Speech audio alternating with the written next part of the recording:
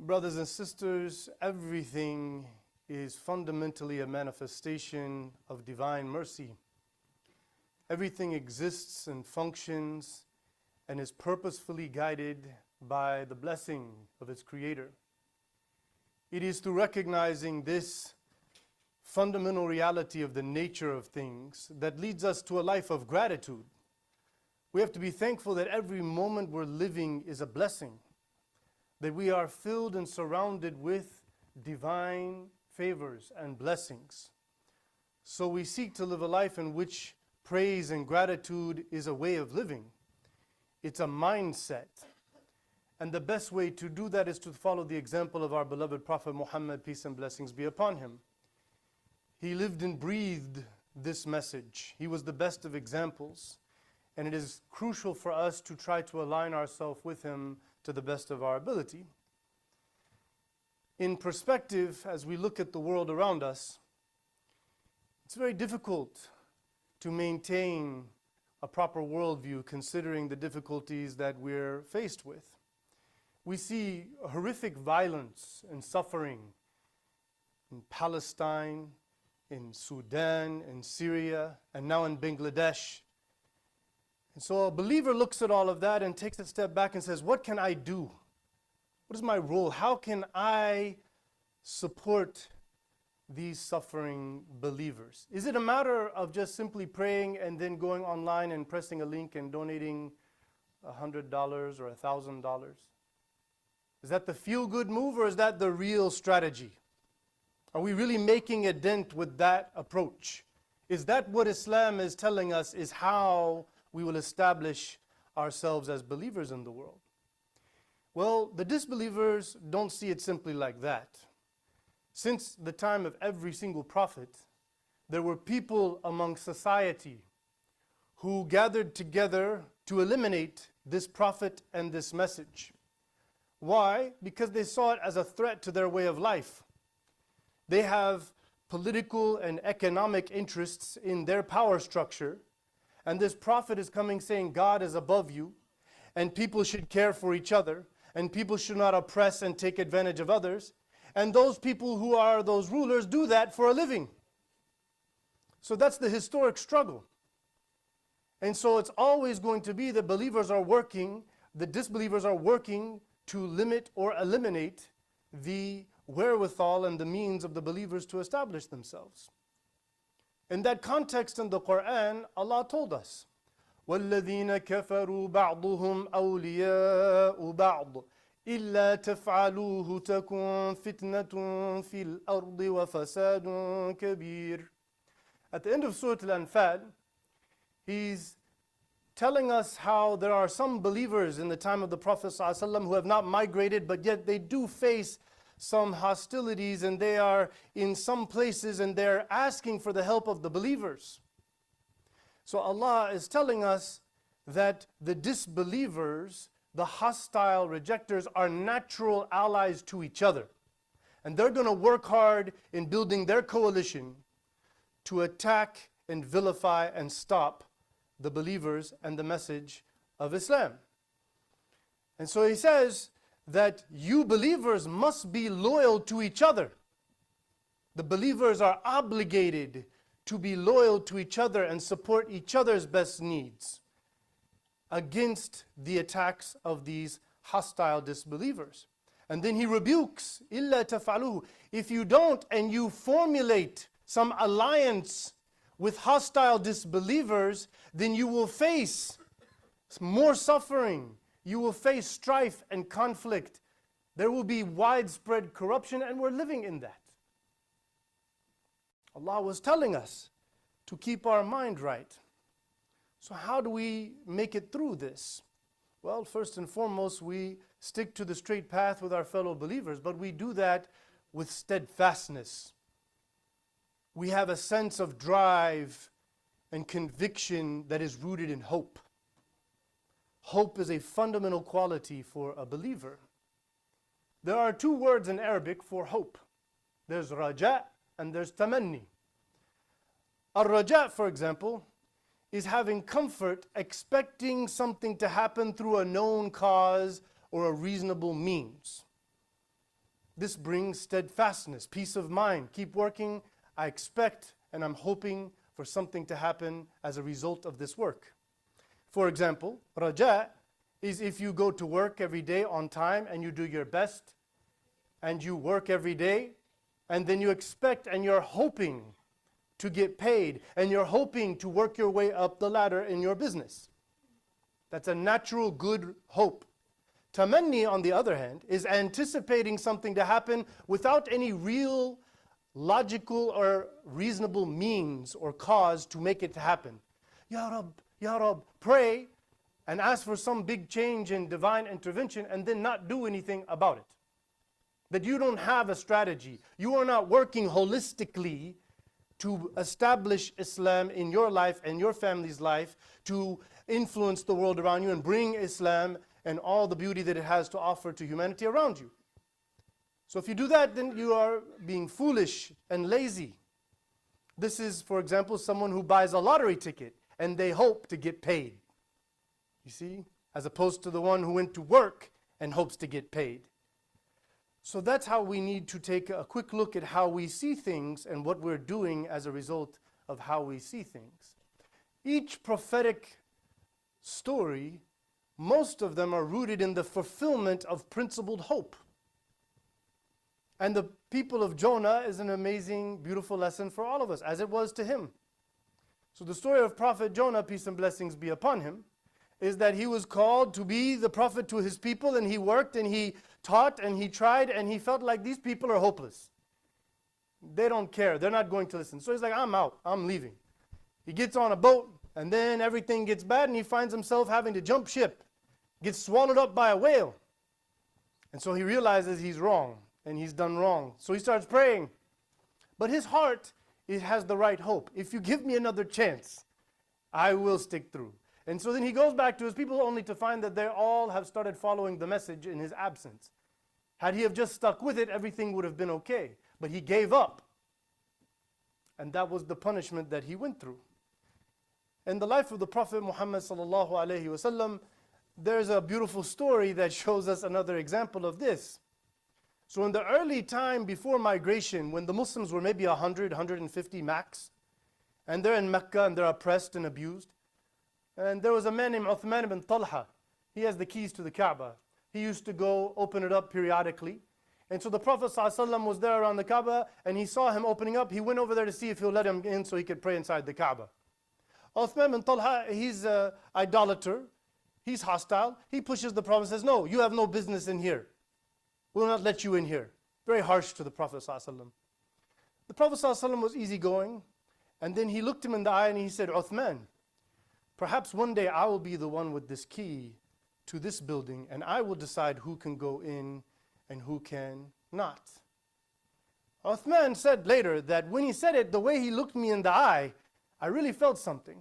But you can imagine if he would have asked anybody in Mecca at that time. This is what Muhammad said to me. They say he's some crazy man hearing visions and he doesn't know what he's talking about. That's what they would have said. But then, fast forward 12, 13 years, and the Muslims come with 10,000 in the army to liberate Mecca from idol worship. At that time, Uthman has been still an idolater. He's still opposing the believers, and he still has the key to the Kaaba. So the Prophet ﷺ told everybody, look, we're not here to take revenge on all of the terrible behavior you have exhibited towards us. We just want to prove to you the truth. So we'll go destroy all these idols. So they go and they come in and the entourage and the believers are there and the Kaaba is there. And Ali ibn Abi Talib sees Uthman, and Uthman's holding the key, so Ali snatches it from him. And Uthman says, what is this? How dare you? This is Allah's house. This is my responsibility. And the Prophet ﷺ said, Ali, give the key back to Uthman. He said, Uthman, come here. Here it is, full circle. So he comes to him and he says, let me see the key. And he hands it to him. He says, see, now I'll let you keep it. It's a trust. You've held it this long, you've done your job. No one will take it from you from now on except an oppressor. Uthman became to tear in his eyes. He said, now you remember when you told me before. He said, yes. And he said, Ashhadu an la ilaha illallah, ashhadu annaka Muhammadur Rasulullah.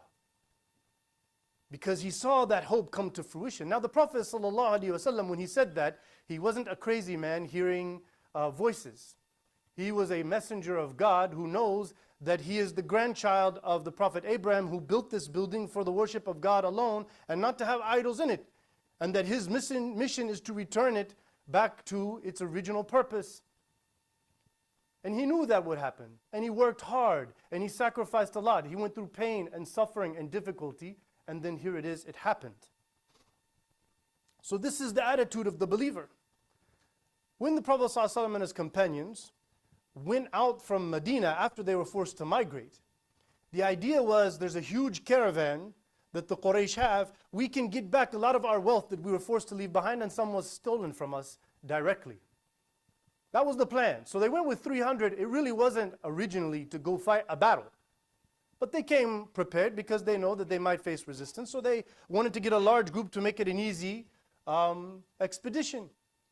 Well, when they come to find out that now they have heard of their coming and they're going to build a proper, fully equipped army in Mecca, the Prophet ﷺ asked his companions, this is now a war, and we should stick with it, and I believe that we'll be victorious. Now again, 300 people with really not too much war equipment and horses and things, and they're not really ready for all of this. But the Prophet ﷺ is telling them that this is our work, we will do it, and we have Allah with us. And so they hoped for it, and they overcame insurmountable odds, and they won. There are many examples of this. Suraqah bin Malik, when the Prophet ﷺ was on his migration, Suraqah was told that if you can get this Muhammad, we'll give you 100 camels. So he's all about it. But then when he sees him in the distance and he feels like it's him and he gets close and close and he knows it's him, his horse's feet keep falling into the ground. This is some divine intervention. He realized it. So Abu Bakr was concerned. He said, let's ask this guy, what's this thing, And he said, I know that God is preventing me from you. I just want to talk with you. So then the Prophet ﷺ told Suraqah, he told Abu Bakr, write this on a piece of parchment and give it to Suraqah. It says, Suraqah, how would you feel if you were wearing the jewelry and the gems of the Persian emperor? Sound crazy and strange, but he gave it to him. He said, later when you come as a tribe, after we get established in Medina, we will know you from this message. Well again, 15 years after that, Suraqah is in the military that goes into Persia and topples it and then takes all of and he puts it on and he's telling everybody about this message. Now again, when that was happening, the Muslims were maybe 250, 300 people migrating to save themselves from immediate danger. They have no power. The Persian Empire is the United States of that time, the most formidable military in the world that have been dominant for 1,000 years, longer than the existence of America. It would have been like a city of people in Guatemala decided we're going to go take the keys of the White House. It would have been nonsense. But again, the Prophet ﷺ knows that this world will come to know the message, and those people are right next door and they're worshiping fire, and that has no business in a logical, reasonable soul that was created to do the work of God in the world. And so the hope is there. Salah ad-Din Ayyubi, when you study his story, when you study about Constantinople and this massive wall, much more fortified than the Great Wall of China, it seemed impossible.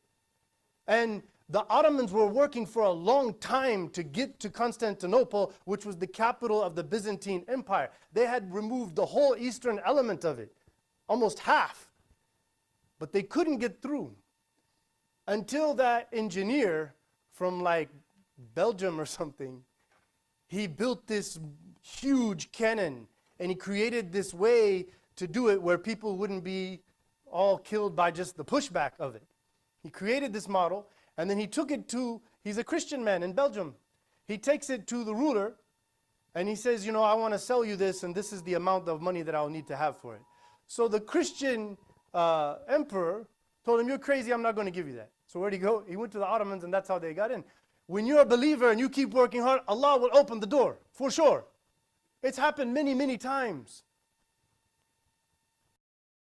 If you look at the Black American community, just 70 years ago, they could not walk in places where white people were allowed. They had to use old rusted water fountains, old nasty bathrooms. They were not allowed to go in the same restaurants. They had no rights to vote. People could abuse them and humiliate them, even though they're not slaves anymore. They barely moved one step above slavery. But they worked and they fought and they achieved a much better situation. Still, it's not, they don't have all the rights that people with light skin have here in America. But they've worked hard and they've got it. The South African apartheid was very much aligned with the United States and Europe and Israel. And Nelson Mandela, particularly for our young crowd, was considered by the United States of America and Europe as a terrorist. Nelson Mandela was called a terrorist on the FBI, on the United States government, in Europe, and he was arrested for terrorism as he blew up a government facility. And Nelson Mandela openly supported violent resistance while he was with South African apartheid against them. And then afterwards he supported violent resistance of Palestinians against their occupiers as well. You can see it on video. I don't speak things unless they're true. But the brainwashers that make you want to believe you have limitations in reality want you to think otherwise. And so there are examples. When you say a situation is hopeless, oh, we can't do anything, we're too weak, we have no power, we can't make any influence, we're not all of that, you're slamming the face and the door of God. You're slamming the door in the face of God. This is like all of the power is right in front of you. You can channel it and work for it and hope for it and live your life and end that way, knowing that the next people will come and it may be them or their children, but you've done your job. Or you can say, oh, we're too weak, let's do this, let's compromise our values and our beliefs and work with alliances with people who have no care for our best interests, think that that's going to solve our problem, which it never has and never will. So they say, life's problems, they don't call them hurdles unless there's a way to get over it. You just have to jump good at the right time. So we should never be hopeless. Hopelessness is a way of ad-dalin, right? وَمَن يَقْنَطُ مِن رَحْمَةِ رَبِّهِ إِلَّا الضَّالُونَ. Those who are hopeless of the mercy of their Lord, of their Lord's ability to solve their problems and make their affairs aright, those that are hopeless and don't think he can do it and don't think he will do it, those are misguided. Those are lost.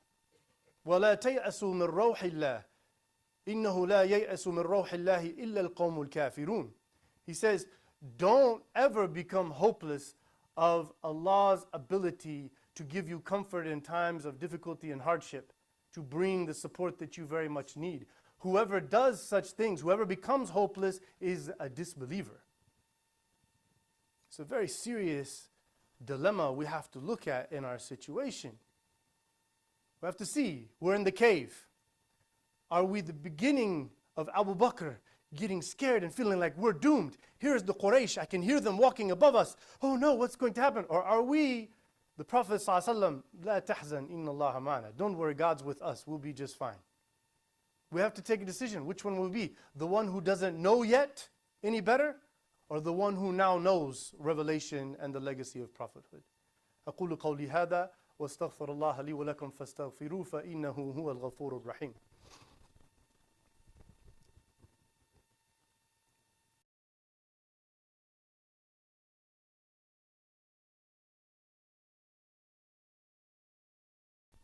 بسم الله والحمد لله والصلاة والسلام على رسول الله وعلى آله وصحبه أجمعين. Hope is properly understood as directly connected to hard work. The opposite of hope is laziness, idle complaining. Oh no, it's America and Israel and the Hukam and all of the kalam fadi. No, what about you? What are you doing? What is your strategy? How serious are you to work? Are you going to allow any little thing, any little doubt to take you off course? Are you ready to meet your Lord? If you die right now, do you feel like you've fulfilled your responsibility to bring us out of this mess? So that's how we have to look at it. The Quran tells us, إِنَّ الَّذِينَ آمَنُوا وَالَّذِينَ هَاجَرُوا وَجَاهَدُوا فِي سَبِيلِ اللَّهِ أُولَٰئِكَ يَرْجُونَ رَحْمَةَ اللَّهِ وَاللَّهُ غَفُورٌ رَحِيمٌ. He says, truly those who have embraced faith and they have conviction, and so they migrate so they can form a place where they're better situated to establish Islam, for example, here in America. And then they struggle and strive and embrace discomfort, and they want to grow and change and build, knowing the hardships and difficulties are going to be there, but they're in the path of God. Those people rightfully hope for His mercy. That's what He said in the ayah. And He is forgiving and merciful. He can erase all of the sins and the things that are holding you back. When you do nothing, you feel overwhelmed. You feel powerless. It's depressing. But when you are working hard, regardless of what's happening around, because you're not in control of the result. Alhamdulillah. La hawla wa la quwwata illa billah. I'm just doing my job. When you're doing your best, when you find yourself living your life as a believer, carrying this message, strategizing to establish the truth in the world, you will feel a sense of comfort and you will sense a peace of mind. When you know what kind of deal you have made with Allah, when you know who God is, then you know what is to come. It's either success and thriving or death and the eternity of heaven. Neither one is bad. إحدى الحسنيين. One of the two good things is in front of you. If you think there's a third, then you're not really understanding Islam. You don't understand what it means to carry the legacy of prophethood. You haven't read and studied the stories of the prophets. You're not trying to fulfill that in your life. وَلَيَنْصُرَنَّ اللَّهُ مَن يَنْصُرُهُ إِنَّ اللَّهَ لَقَوِيٌّ عَزِيزٌ. God will support those who truly support His cause. And truly He is the essence and epitome and absoluteness of power and might and greatness. Those who have power around us, He's allowed them to have that. And they will face what is the consequences of what they have done with it. The fact that we don't have power of believers is because we are not properly working for it. Because we're not working for power for ourselves. We are working to empower the prophetic legacy of revelation and divine truth in the behavior of human beings. And when we do that, then the world appreciates it. And it has happened multiple occasions. We talked about some of those. It depends on how you know who it is that you say you worship. The Prophet ﷺ said that God has declared, that God has said, أَنَا عِنْدَ الظَّنِّ عَبْدِي بِي وَأَنَا مَعَهُ إِذَا ذَكَرَنِي وَإِذَا دَعَانِي. That God said that I am according to what my servant, my slave, thinks about me. If you think He's this kind of entity that happens to be a creator and that He is the one you worship and He's not going to solve the problems and that you don't have a way to solve the problems according to His message, then that's what He will be. But if you think, as the Prophet Muhammad sallallahu alaihi wasallam did, then you will see the similar results. And we've seen it with multiple people. Salah ad-Din Ayyubi, when he was put as the general of the army and the Crusaders had control over Palestine, he didn't say, okay, we need the guns, we need this, we need that. He said, listen, it may take a while. But he told his ruler, when I go in the encampments in the night and I find and I hear people praying late at night, then I know we're ready to go fight them. He understands the cause and effect and how it works and who it was that causes this victory because he knows all about the prophethood.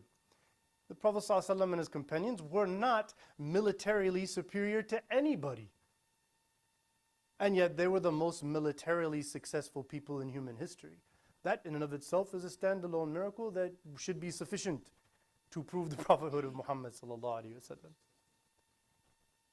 So Surah Al-Ankabut begins by saying, faith and conviction in the legacy of truth and the responsibility to live by it will naturally bring hardship to you. You will face difficulty, you will face threats, you will face harm, you will face mistreatment, you will face outcast, but you have to struggle and strive and fight against that with the truth and follow this legacy. So he concludes the whole surah, وَالَّذِينَ جَاهَدُوا فِينَا لَنَهْدِيَنَّهُمْ سُبُلَنَا وَإِنَّ اللَّهَ لَمَعَ الْمُحْسِنِينَ. Not لَمَعَ الْمُسْلِمِينَ, الْمُحْسِنِينَ. He says, those who struggle and strive, embrace adversity, seeking the truth and the justice over the hardships of oppression and corruption and tyranny. Those who struggle and strive, seeking the knowledge, applying it right. He says, we will guide them to many ways to get out of the hardship, many ways to succeed in the face of that adversity. And God is with those who pursue excellence, those who seek to improve themselves, become better, try to build coalitions and strategies to establish the truth and goodness in the world. And they're dedicated to that, and that's their primary focus. So we ask Allah, Ya Allah, we ask you to revive in us the beautiful legacy of hope. Ya Allah, make us a hopeful people. Ya Allah, give us the sense of conviction and courage that leads to a proper hope. Ya Allah, repair in our hearts and minds our understanding of you and your message. Make us a people who are following the prophetic legacy and promoting it to the world and living in a way that is pleasing to you. Make us worthy of your pleasure and your contentment and your support and your victory. Make us worthy of your forgiveness. Ya Allah, make all of those who testified to your oneness and all of those who followed the message to the best of their ability, following the example of the Prophet Muhammad ﷺ, make those people the people of paradise, worthy of the intercession of our beloved Muhammad sallallahu alaihi wasallam. Ya Allah, we ask you to revive in us the truth. We ask you to make us a people of true success, success that carries on after we die, that we're admitted into the paradise of bliss, surrounded with all of the beauties and comforts, completely relieved eternally from all pain and suffering and hardship and sadness and conflict and strife. Ya Allah, we ask your mercy, we ask your guidance, and we ask your forgiveness. Wa sallallahu ala Muhammad wa ala alihi wa sahbihi ajma'in.